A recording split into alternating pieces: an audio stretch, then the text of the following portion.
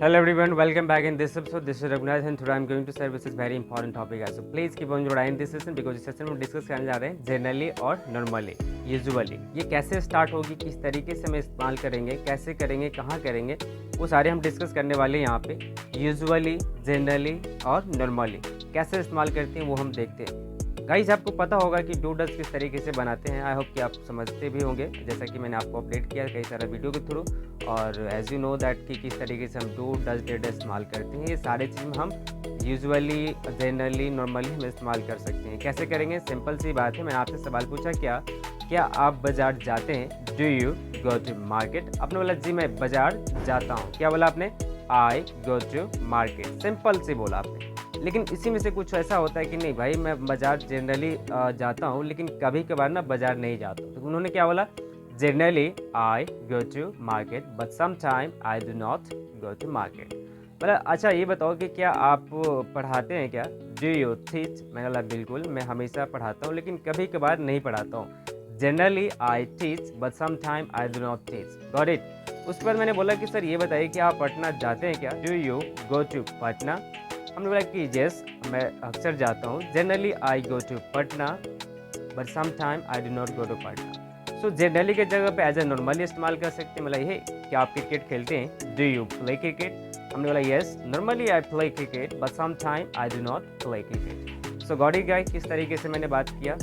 तो इस तरीके से नॉर्मली के जगह पे जनरली इस्तेमाल करें, काफ़ी अच्छा लगता है कि जब आप कहते हैं कि मैं अक्सर जाया करता था लेकिन कभी कभार नहीं जाता हूँ, मैं अक्सर जाता हूँ लेकिन कभी कभार नहीं जाता हूँ, इस तरीके से इस्तेमाल करते हैं तो हम जनरली का इस्तेमाल करते हैं।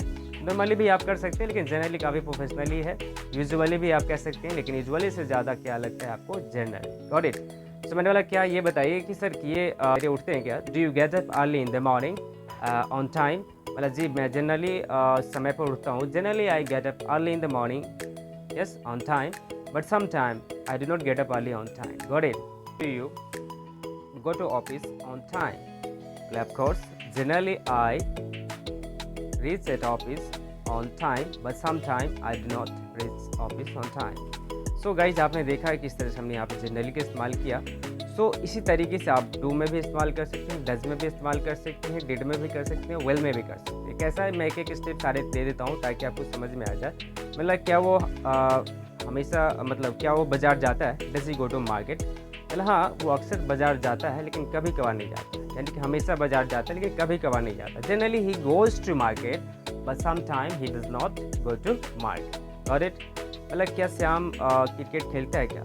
Does Shyam play cricket? आपने बोला कि सर वो हमेशा क्रिकेट खेलता है लेकिन कभी कभार नहीं खेलता। Generally he plays cricket but some time he does not play cricket. ये समझ में आ गया डज में।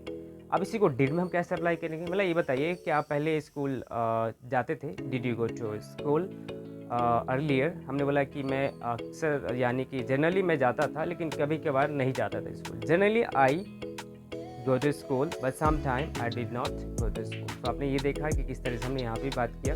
इस तरीके से ही में इस्तेमाल करेंगे, वेल में भी ठीक इस तरीके से अप्लाई करेंगे ताकि आपको जो है ना ये जनरली, नॉर्मली, यूजुअली जो है आप आसानी से बोल सकते हैं किसी भी लोगों के साथ। सो आई होप कि आपको ये समझ में आ गया हो। तो जब तक लीजिए इजाज़त, बाकी मिलते हैं अगले एपिसोड में। Thank you for watching this video and I will see you the next. Thank you.